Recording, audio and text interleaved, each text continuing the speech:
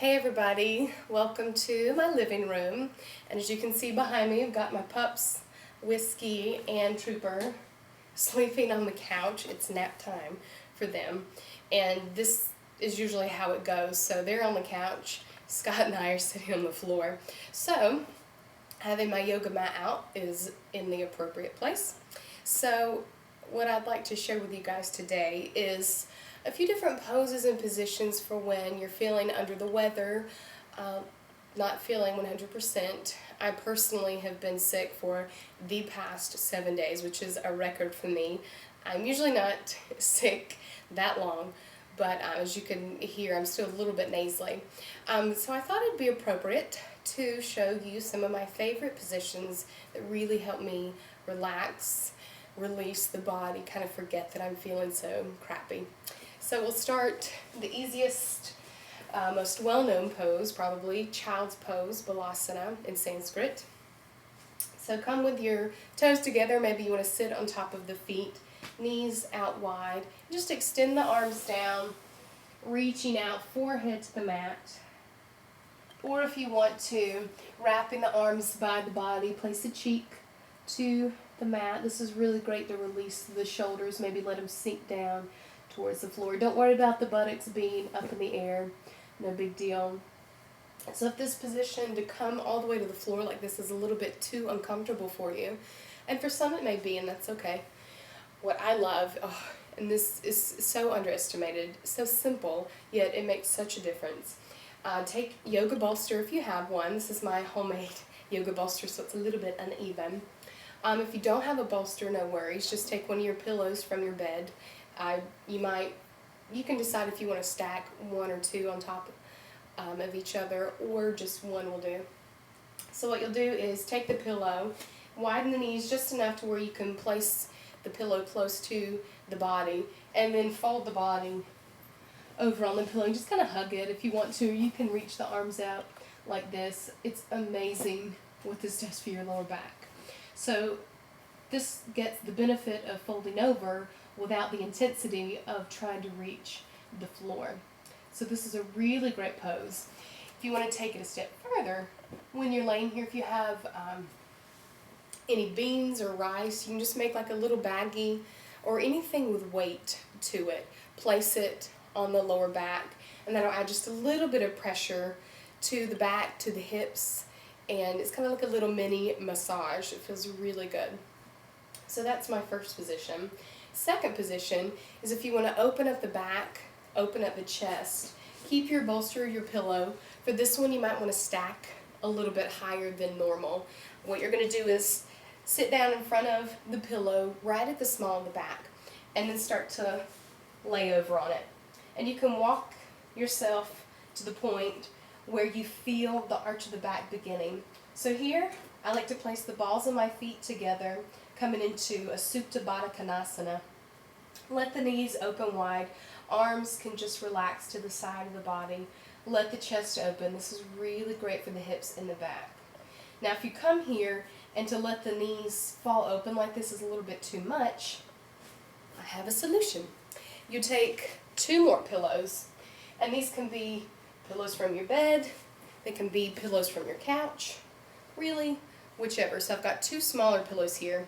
I'm going to put on the outside of my knees so that there's a little bit of height to them to take off the pressure.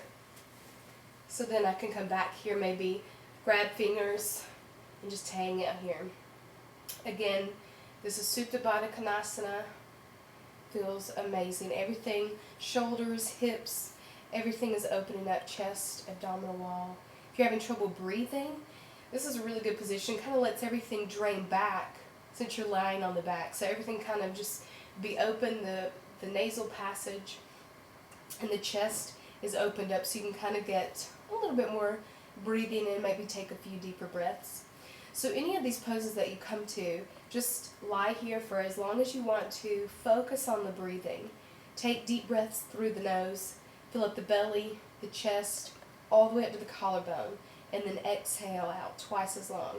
It's going to make you feel so much better and take your mind off whatever else you might have going on. So from there, if you want to get a little bit further into it, you can take, if you have a wall, or if you can come to your couch like I'm going to do, come to a nice reclining pose. So what I'm going to do is get myself up to the wall, as close as I can. You can either scoot yourself up, that's fine, or put the buttocks against the wall, hands to the mat. I'm going to roll to my right, so my right hand is going to feed under my left, so I can roll over on my shoulder, and then my legs come up. Trooper won't mind if I do this to show you. Yep, so you want to get your legs up. If you're on the couch, just let them hang like this. If they're on a wall, they can be straight up like this. And this is a great way to just let the blood rush back down from the legs to the heart. Again, you can take a pillow if you want to put it underneath the head, or if you even want to put it underneath the back for a little bit more release if there's too much pressure on the sacral spine or the tailbone. Again here, arms out, arms up. Let everything drain, let everything open up. That feels super good. Alright, so now, let's get to the belly. If you feel a little bit better, but you're not quite ready for a full asana practice, any forward fold is going to be really good for you. Keep it simple, no need to get crazy. Again, we did Baddha Konasana, same thing, feet are together. You choose maybe further apart, maybe closer together. Most likely you're going to want them a little bit further apart. So just grabbing around the ankles or the feet, and just fold on over. You can hold here as long as you want to. Again, focus on the breathing. That's going to be the most important part.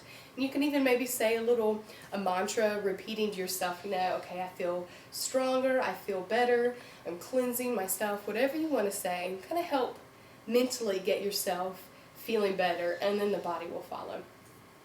So we've done Baddha Konasana. If you want to come to Paschimottanasana, and all of these can be done in the bed too. That's the great thing. And sometimes they feel really good to not be on a hard surface. To be on a cushy surface just feels a little bit better. Again, reach out. If you're not feeling good, don't worry about reaching the toes. But if you do want to, maybe extending the back, again, open up the chest. And then exhale, folding forward. Again, hold these as long as you feel like it. Come back to back if you need to. So any forward fold like that will do.